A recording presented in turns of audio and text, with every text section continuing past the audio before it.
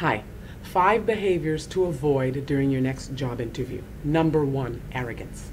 Now, you need to showcase your talent, talk about why you're good for the job, but there's a fine line between arrogance and confidence. You have to show humility during that job interview.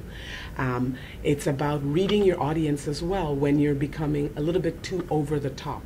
So you have to be confident, but without being arrogant. Number 2, know it all.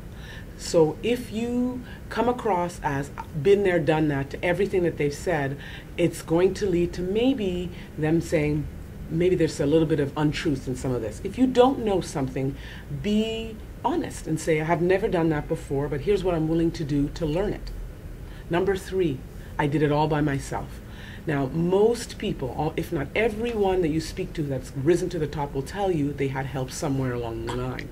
Make sure that you acknowledge that it was a team effort when it was a team effort and what your contribution was to the overall success of the project.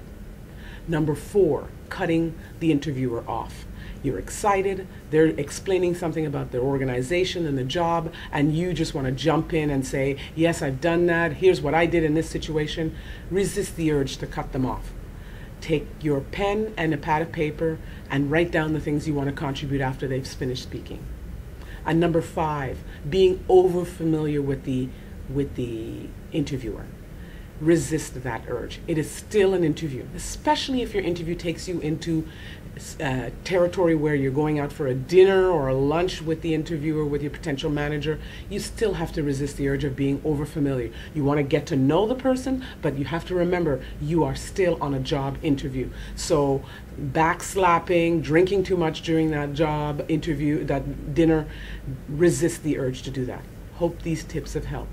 I'm Dawn Williams from Serious Personnel. I can be reached on LinkedIn and on Twitter. Happy selling.